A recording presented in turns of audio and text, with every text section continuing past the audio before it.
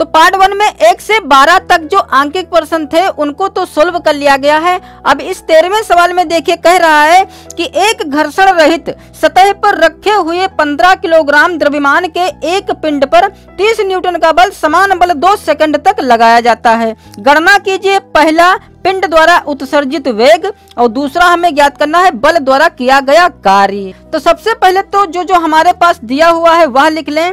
तो चूंकि यहाँ पर कह रहा है कि एक घर्षण रहित सतह पर रखे हुए 15 किलोग्राम द्रव्यमान के एक पिंड, अर्थात जो पिंड का द्रव्यमान दिया हुआ है वह है 15 किलोग्राम। और हम सीख चुके हैं कि द्रव्यमान को m से प्रदर्शित करते हैं, अर्थात m दिया हुआ है 15 किलोग्राम। और फिर सवाल कह रहा है कि पिंड पर 30 न्यूटन का एक समान बल 2 सेकंड तक लगाया जाता है, अर्थात जो बल है वह है 30 न्यूटन। तो समय को हम t से प्रदर्शित करते हैं 2 सेकंड। तो पहले खंड में हमें पिंड द्वारा उत्सर्जित वेग ज्ञात करना है। तो पहले नंबर में हमें v ज्ञात करना है और दूसरे नंबर में हमें देखिए कह रहा है कि बल द्वारा किया गया कार्य। तो कार्य को हम w से प्रदर्शित करते हैं, जो कि पार्ट 1 में सीख चुके हैं। तो w बराबर क्वेश्चन मार्क, मतलब हमें v और w ज्ञात करना है। तो जैसा कि हम सीख चुके हैं कि p बराबर होता है mv। तो चूंकि हमारे पास m का मान तो है और v का मान ज्ञात करना है, लेकिन हमारे पास p का मान नहीं है, इसलिए हम इस सूत्र की सहायता से v का मान नहीं ज्ञात कर सकते हैं। तो हम जानते हैं कि जो गति की 3 समीकरण होती हैं, पहली v बराबर u प्लस at और दूसरी समीकरण s बराबर ut plus half at square और तीसरी v स्क्वायर बराबर u स्क्वायर प्लस 2as होता है। तो देखिए इन दो समीकरणों में इसमें और इसमें v आ रहा है, ठीक है। तो इनकी सहायता से हम v का मान ज्ञात कर सकते हैं। तो यदि हम इस समीकरण का उपयोग करेंगे तो हमारे पास u होना चाहिए। तो हम जानते हैं कि जो प्रारंभिक स्थिति होती है वह तो 0 होती है, तो u का मान तो हमें 0 मिल जाएगा, क्योंकि 2 सेकंड तक बल लगाया जा रहा है, तब उसका वेग हमें पता करना है, मतलब अंतिम वेग हमें ज्ञात करना है, ठीक है। तो v ज्ञात करना है, u का मान 0 दिया हुआ है और t भी हमारे पास है। तो v हमें ज्ञात करना है, u का मान 0 है, लेकिन अब हमारे पास a नहीं है। तो a हम इस f और m की सहायता से ज्ञात कर सकते हैं, क्योंकि जो f होता है वह ma के बराबर होता है, ठीक है। तो यहाँ से हम a का मान ज्ञात कर सकते हैं। तो लिखेंगे सूत्र f बराबर ma से। तो f का मान दिया हुआ है 30 बराबर m का मान दिया हुआ है 15 गुणा a, ठीक है। तो यहाँ से a बराबर क्या हो जाएगा, 30 तो इधर ऑलरेडी है, 15 बटे में आ जाएगा, क्योंकि इधर गुणे में है, तो इधर बचेगा सिर्फ a। तो 15 कम 15, 15 दूनी 30, तो a बराबर आ जाएगा 2। तो चूंकि a त्वरण होता है और त्वरण का मात्रक रखेंगे मीटर प्रति सेकंड स्क्वायर। तो a का मान तो हमें पता चल गया। अब हम v ज्ञात कर सकते हैं इस सूत्र की सहायता से। तो पहला नंबर डालेंगे और लिखेंगे गति की प्रथम समीकरण से। तो v का मान यहाँ से ज्ञात करना है, तो u का मान हम रखेंगे 0, क्योंकि जो प्रारंभिक वेग होगा वह तो 0 ही होगा। फिर प्लस a का मान अभी आया है 2 और t का मान हमारे सवाल में ही दे रखा था 2 सेकंड, ठीक है। तो 2 दूनी यह तो हो जाएगा 4 और 4 में 0 जोड़ेंगे तो 4 ही रहेगा, अर्थात जो v का मान आया है वह आया है 4। तो चूंकि v वेग है और वेग का मात्रक रखेंगे मीटर प्रति सेकंड, अतः पहले खंड का आंसर हमारा यह हो जाएगा। तो अब चूंकि हमें w ज्ञात करना है और w बराबर होता क्या है, यफ गुणे यश होता है, ठीक है। तो यफ तो हमारे पास दिया हुआ है 30 न्यूटन, लेकिन अब हमारे पास यश नहीं है। तो यश क्या होता है, यश होता है दूरी। तो दूरी तो हमारे पास है नहीं, तो अब हम उस सूत्र का उपयोग करेंगे जिस सूत्र की सहायता से हमें s का मान प्राप्त हो सके। तो जैसा कि हम जानते हैं कि जो गति की 3 समीकरण होती हैं, उनमें से दूसरी समीकरण में देखिए यश आता है, जो कि यश बराबर होता है ut plus half at square. तो इस सूत्र की सहायता से भी हम यश ज्ञात कर सकते हैं और इस सूत्र की सहायता से भी हम यश ज्ञात कर सकते हैं। तो इन दोनों समीकरणों में से हम कोई भी एक समीकरण का यूज करके यश का मान पहले ज्ञात कर लें। तो दूसरा नंबर डालेंगे और लिखेंगे गति की द्वितीय समीकरण से, ठीक है। द्वितीय समीकरण या तृतीय किसी भी समीकरण से ज्ञात कर सकते हैं, जो कि होता है s बराबर तो u का मान तो 0 रखेंगे, t का मान 2 दिया हुआ है, प्लस 1/2 गुणे a का मान अभी 2 प्राप्त किया गया है और गुणे t का मान सवाल में दिया हुआ है 2, तो चूंकि t पर स्क्वायर है इसलिए 2 गुणे 2 हो जाएगा। ठीक है, तो इस 2 से यह 1 2 कट जाएगा, तो 2 की गुणा 0 से कराएंगे तो यह तो 0 हो जाएगा, तो 0 में इतना जोड़ेंगे तो यह इतने का इतना ही रहेगा, जो कि यह है 2 दूनी 4, तो s का मान आ गया 4। अब हम W पता कर सकते हैं, तो लिखेंगे इसलिए सूत्र W बराबर F गुणा S से, तो W बराबर क्या हो जाएगा, F का मान तो 30 दिया हुआ है, तो 30 गुणे S का मान अभी आया है 4, तो यह हो जाएगा 3 चक्कू 12 1 0 120। तो चूंकि यह कार्य है और कार्य का मात्रक रखेंगे जूल, अतः दूसरे सवाल का आंसर हमारा यह हो जाएगा। अब इस 14वें सवाल में कह रहा है कि 10 किलोग्राम भार वाली वस्तु जो स्थिर स्थिति में है, क्षैतिज बल 0.5 न्यूटन द्वारा एक घर्षण विहीन मेज पर खिसकाई जाती है। 10 सेकंड में बल द्वारा किए गए कार्य की गणना कीजिए। तो इस 14वें सवाल में जो जो दिया हुआ है पहले तो वह लिख लें। तो देखिए कह रहा है कि 10 किलोग्राम भार वाली वस्तु, अर्थात जो यम दिया हुआ है वह दिया हुआ है 10 किलोग्राम। फिर कह रहा है क्षैतिज बल 0.5 न्यूटन द्वारा, अर्थात जो बल है जिसे हम यप से प्रदर्शित करते हैं वह है 0.5 न्यूटन। और फिर कह रहा है कि 10 सेकंड में बल द्वारा किए गए कार्य की गणना कीजिए, अर्थात जो समय दिया हुआ है वह है 10 सेकंड, और 10 सेकंड में हमें कुल किया गया कार्य पता करना है, अर्थात हमें W ज्ञात करना है। तो जैसा कि हम जानते हैं कि W बराबर होता है Fs, तो F तो हमारे पास दिया हुआ है 0.5 न्यूटन, लेकिन हमारे पास यस नहीं है, तो सबसे पहले तो हम यस ज्ञात कर लें, जो कि हम गति की 3 समीकरणों की सहायता से ही ज्ञात कर सकेंगे। तो देखिए गति के 3 समीकरणों में A, V, U, T और S आता है। ठीक है, हमें देखिए सिर्फ u मिल सकता है, क्योंकि हम जानते हैं कि प्रारंभिक जो वेग होता है वह तो 0 होता है, तो हमें u बराबर 0 मिल सकता है, और समय भी दिया हुआ है 10 सेकंड, और यस की हमें जरूरत है। तो ऐसी कौन सी समीकरण है जिसमें यस, t और u आता हो? तो गति की द्वितीय समीकरणों में ये सभी चीजें हमें मिल जाएंगी। तो लिखेंगे सूत्र, या गति की द्वितीय समीकरण से भी लिख सकते हैं। ठीक है, तो S बराबर ut plus half AT square से, तो S बराबर यहाँ से क्या हो जाएगा, u का मान तो 0 रखेंगे और t का मान 10 है, प्लस 1/2 गुणे a का मान, अब यहाँ पर हमें a का भी मान नहीं पता है। ठीक है, तो a का मान चाहे तो अलग से पता कर लें, क्योंकि हमारे पास f और m दिया हुआ है, तो f बराबर होता है ma, तो यहाँ से a का मान क्या हो जाएगा, a बराबर हो जाएगा f अपान यम। ठीक है, तो f का मान तो 0.5 न्यूटन दिया हुआ है और m का भी मान 10 दिया हुआ है, तो इसे काटेंगे तो नीचे एक 0 बढ़ जाएगा, 5 एकम 5 20 पंचे 100, तो यह आ जाएगा 1/20। तो हम इस a की जगह पर 1/20 रखेंगे, लेकिन यहाँ पर a का मान कैसे हमने प्राप्त किया वह तो हमें करके दिखाना ही पड़ेगा। ठीक है, तो या तो इस a की जगह पर f अपान यम रख सकते हैं, या अलग से पहले f का मान निकाल लेंगे, तो लिखेंगे इसलिए f बराबर ma से, तो यहाँ से a बराबर हो जाएगा f अपान यम, तो f का मान 0.5 रखेंगे, बटे में रखेंगे यम जो कि है 10, तो जब यह दशमलव कटेगा तो नीचे एक 0 बढ़ेगा, 5 एकम 5 20 पंचे 100, तो यह आ जाएगा 1/20। और चूंकि यह तृण है और तृण का मात्रक रखेंगे मीटर प्रति सेकंड स्क्वायर।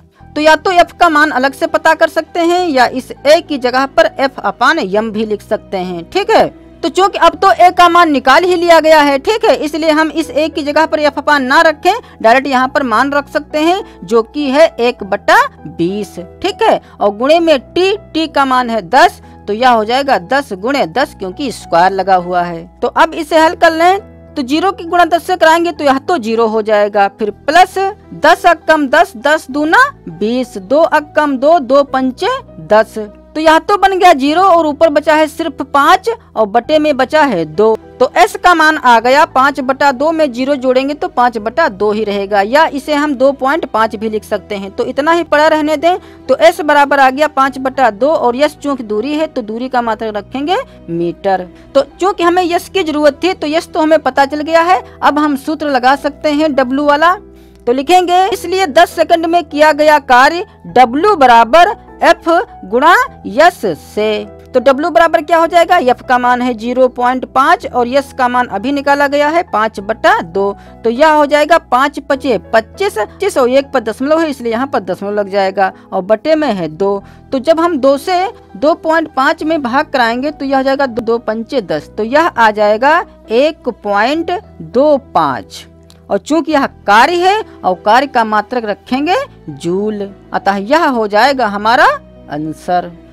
अब 15वें सवाल में कह रहा है कि 50 किलोग्राम भार का मनुष्य 20 सेंटीमीटर ऊंची 40 सीढ़ियां दौड़कर 10 सेकंड में चढ़ जाता है। मनुष्य द्वारा किया गया कुल कार्य तथा उसकी सामर्थ्य की गणना कीजिए। जी बराबर दिया हुआ है 10 मीटर प्रति सेकंड स्क्वायर। तो देखिए इस प्रकार के जो क्वेश्चन होते हैं ये ज्यादातर पूछे जाते हैं। तो पहले तो लिख लें जो 15वें सवाल में दिया हुआ है। तो देखिए कह रहा है कि 50 किलोग्राम भार का मनुष्य, अर्थात जो M दिया हुआ है वह है 50 किलोग्राम। और फिर कह रहा है कि 20 सेंटीमीटर ऊंची 40 सीढ़ियां दौड़कर 10 सेकंड में चढ़ जाता है। ठीक है, मतलब जो एक सीढ़ी की ऊंचाई है वह है 20 सेंटीमीटर। तो जो इन 40 सीढ़ियों की कुल ऊंचाई होगी वह कुल कितनी हो जाएगी, क्योंकि एक सीढ़ी की ऊंचाई 30 सेंटीमीटर है। तो 40 सीढ़ियों की कुल ऊंचाई कितनी हो जाएगी, हम 40 से गुणा कराकर पता कर सकते हैं कि इसकी कुल ऊंचाई कितनी है। तो लिखेंगे H बराबर 40 गुणा 20, तो यह हो जाएगा 4 दूना 8 2 0 800। और चूंकि जो एक सीढ़ी की माप थी वह सेंटीमीटर में थी इसलिए जो H बराबर आया है 800 यह सेंटीमीटर में आया है। ठीक है, और हम जानते हैं कि जो भी हमारे सूत्र बने हुए हैं वो सब MKS पद्धति पर आधारित हैं। और चूंकि यह CGS पद्धति में आ गया है मतलब यह सेंटीमीटर में आया है इसलिए इसको पहले हमें मीटर बनाना होगा। तो 1 मीटर में 100 सेंटीमीटर होते हैं इसलिए 100 से भाग कराकर इसे हम मीटर बना सकते हैं। तो यह आ जाएगा 8 मीटर, क्योंकि 800 को जब 100 से भाग कराएंगे तब इन 2 जीरो से ये 2 जीरो कट जाएंगे तो बचेगा 8। ठीक है, जो कि बना है मीटर। और कह रहा है कि 10 सेकंड में चढ़ जाता है, अर्थात जो समय दिया हुआ है T वह दिया हुआ है 10 सेकंड। तो हमें ज्ञात करना है कि मनुष्य द्वारा किया गया कुल कार्य, अर्थात हमें W ज्ञात करना है तथा उसकी सामर्थ्य की गणना कीजिए और हमें P भी ज्ञात करना है। तो W और हमें P ज्ञात करना है। ठीक है, क्योंकि सामर्थ्य को हम P से प्रदर्शित करते हैं। तो देखिए सबसे पहले तो हम W ज्ञात कर लें और जब W ज्ञात हो जाएगा तो P भी ज्ञात हो जाएगा, क्योंकि P और W में संबंध क्या होता है, P बराबर होता है W/T। तो T तो दिया हुआ है 10 सेकंड और W का मान यदि आ गया तो W बटा कर देंगे 10। तो चूंकि जो W का सूत्र होता है वह होता है W बराबर F गुणा यश। तो हमारे पास यफ तो दिया नहीं है जबकि हमारे पास यश दिया हुआ है, क्योंकि जो यश होता है यह विस्थापन अर्थात दूरी होती है। तो जो यहाँ पर यह ऊंचाई दी हुई है अर्थात जो यहाँ से यहाँ तक 40 सीढ़ियाँ हैं तो इन 40 सीढ़ियों की ऊंचाई दे रखी है। तो इसे ऊंचाई कह लें या कह सकते हैं कि यहाँ से यहाँ तक की कुल दूरी। ठीक है, तो दूरी और ऊंचाई को हम एक ही मान सकते हैं। तो जो यहाँ पर यह यच है तो इस यच को हम यश भी कह सकते हैं। ठीक है, तो H और S तो बराबर है तो H को हम यश भी कह सकते हैं, अर्थात हमारे पास यश तो दिया हुआ है लेकिन यफ नहीं है। तो सबसे पहले तो हम यफ ज्ञात कर लें। तो हम जानते हैं कि जो यफ होता है वह बराबर होता है ma के। तो A जब हम रखते हैं जब कोई वस्तु नीचे की ओर गतिशील हो इस प्रकार से। ठीक है, और जब ऊपर या नीचे की बात करता है तब हम इस A की जगह पर रखते हैं G, अर्थात F जो होता है वह mg के भी बराबर होता है और ma के भी बराबर होता है। तो चूंकि मनुष्य जो है ऊपर की ओर चढ़ रहा है तो यहाँ चूंकि ऊपर और नीचे की बात की गई है इसलिए हम यह सूत्र लगाएंगे F बराबर mg। तो F बराबर क्या हो जाएगा, m का मान तो हमारे पास 50 किलोग्राम दिया हुआ है और g का मान 10 मीटर प्रति सेकंड स्क्वायर हो। तो 50 और 10 की गुणा कराएंगे तो यह हो जाएगा 500। तो अब इस सूत्र में यफ का मान और यश का मान रखकर हम W ज्ञात कर सकते हैं। W बराबर क्या हो जाएगा, यफ का मान रखेंगे 500 न्यूटन तो 500 गुणे यश का मान रखेंगे 8 मीटर बराबर यह हो जाएगा 8 पंचे 40 और 2 जीरो।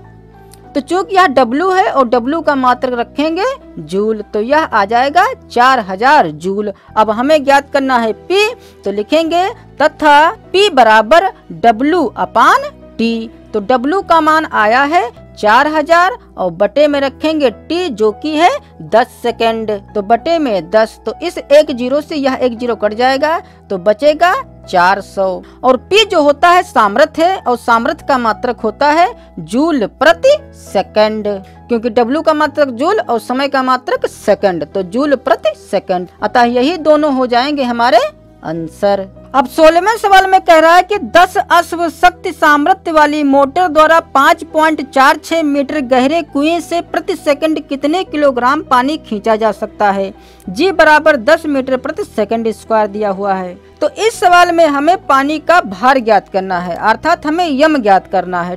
तो सबसे पहले तो वह लिख लें जो इस सवाल में दिया हुआ है। तो देखिए सवाल कह रहा है कि 10 अश्व शक्ति सामर्थ्य वाली मोटर, तो मोटर की जो सामर्थ्य है, सामर्थ्य को हम P से प्रदर्शित करते हैं, तो P जो दिया हुआ है वह दिया हुआ है 10 HP। जहां यह HP है इसे हम हॉर्स पावर अर्थात अश्व शक्ति कहते हैं, ठीक है, या अश्व सामर्थ्य भी कहते हैं। और फिर सवाल कह रहा है कि 7.46 मीटर गहरे कुएं से, अर्थात जो कुएं की गहराई अर्थात जो H है वह दिया हुआ है 7.46 मीटर। फिर कह रहा है कुएं से प्रति सेकंड अर्थात जो समय दिया हुआ है वह दिया है 1 सेकंड, क्योंकि प्रति का मतलब होता है 1, तो जो T है वह है 1 सेकंड अर्थात प्रति सेकंड।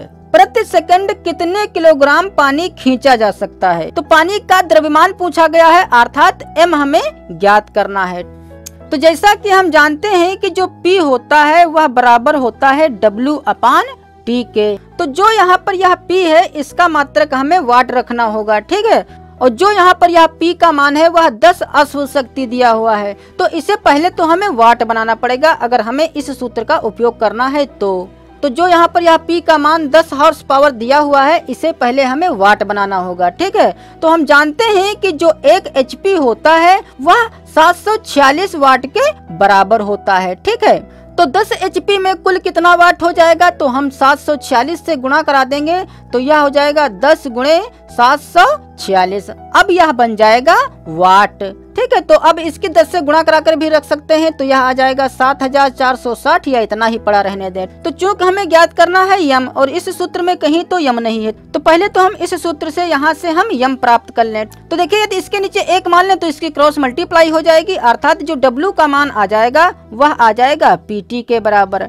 मतलब यदि यहाँ से W का मान ज्ञात करें तो W बराबर हो जाएगा PT। और हम जानते हैं कि जो W होता है वह F गुणे यश के बराबर होता है। तो देखिए चूंकि इस सूत्र में भी यम नहीं हमारे पास आया है और चूंकि यहाँ पर गहराई की बात की गई है इसलिए हम यह भी सूत्र जानते हैं कि W बराबर mgh भी होता है। जहाँ देखिए हमें m ज्ञात करना है, g का मान हमें पता होता है और क्वेश्चन में भी g का मान दे रखा है और h का भी मान हमारे पास दिया हुआ है, तो यहाँ से हम m का मान ज्ञात कर सकते हैं। तो इस w की जगह पर हम लिख सकते हैं mgh, क्योंकि w बराबर mgh होता है इसलिए हम इसकी जगह पर mgh लिख सकते हैं और बराबर pt। अब सबके मान इसमें रखकर हम यहाँ से यम का मान ज्ञात कर सकते हैं। तो चूंकि हमें यम ज्ञात करना है तो यहाँ से यम बराबर क्या हो जाएगा, इधर pt ऑलरेडी है और जब g और h चूंकि ये गुणे में है इधर आएंगे तो बटे में हो जाएंगे। अब इसमें सबके मान रख दें तो p का मान कितना दिया हुआ है, p का मान है 10 गुणे 746 और गुणे t का मान 1 सेकंड दिया हुआ है तो गुणे 1 और बटे में हमें रखना है g जो कि दिया हुआ है 10 गुणे h का मान है 7.46। तो चूंकि दशमलव के बाद 2 अंक हैं इसलिए ऊपर 2 जीरो बढ़ जाएंगे, ठीक है। तो ये 0 2 यहाँ पर बढ़ा सकते हैं या इसके पास रख सकते हैं।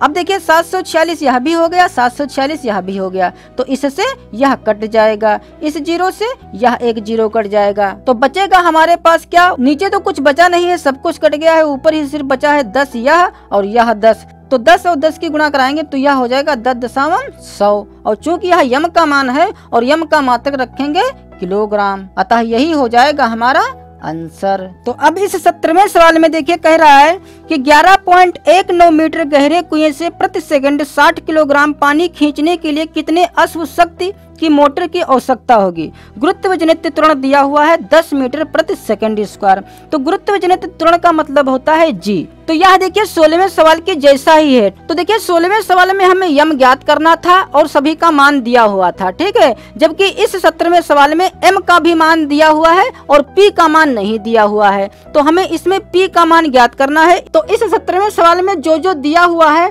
पहले तो वह लिख लें। तो सवाल कह रहा है कि 11.19 मीटर गहरे कुएं, अर्थात जो कुएं की गहराई दी हुई है वह दी हुई है 11.19 मीटर। और फिर कह रहा है कि प्रति सेकंड, अर्थात जो टाइम है वह 1 सेकंड ही दिया हुआ है। प्रति सेकंड 60 किलोग्राम पानी खींचने के लिए, मतलब जो पानी का द्रव्यमान दिया हुआ है वह दिया है 60 किलोग्राम। तो कह रहा है कि खींचने के लिए कितने अश्व शक्ति की मोटर की आवश्यकता होगी, अर्थात पी हमें ज्ञात करना है। तो पी बराबर क्वेश्चन मार्क, और जी का मान तो दे ही रखा है 10 मीटर प्रति सेकंड स्क्वायर। तो इसमें भी यही सूत्र लगाएंगे। तो लिखेंगे सूत्र P बराबर W/T से। तो चूंकि हमें P ही ज्ञात करना है इसलिए यह सब कुछ हटा दें और P बराबर क्या हो जाएगा, W की जगह पर हम mgh लिख सकते हैं और अपान में T है। तो यम का मान तो दिया हुआ है 60 गुणे जी का मान है 10 गुणे एच का मान है 11.19 अपान और टी का मान दिया हुआ है 1, तो बटे में रखेंगे 1। तो अब इन तीनों की गुणा कराएंगे। तो देखिए 1 0 इसमें है, 1 0 इसमें है, तो 2 तो 0 लग जाएंगे। तो अब 6 की गुणा इस 11.19 में करा लें। तो चूंकि दशमलव के बाद 2 अंक है इसलिए 2 पर दशमलव लगा दें इधर से। तो यह हो जाएगा 6714। तो बराबर 6714 और इन जीरों को हटा दें। तो चूंकि यहाँ P का मान आया है और जो P का मात्रक होता है इस सूत्र में वह होता है वाट। और यदि इसका आंसर अश्व शक्ति में लाना चाहते हैं अर्थात हॉर्स पावर में लाना चाहते हैं तब हम जानते हैं कि जो 1 हॉर्स पावर होता है वह 746 वाट के बराबर होता है। अर्थात 746 वाट में 1 HP होता है तो इतने वाट में कुल कितने HP हो जाएंगे। तो हम 746 से भाग करा के पता कर सकते हैं कि कुल कितना HP हो जाएगा, ठीक है। तो यह हो जाएगा 6714 बटे 746।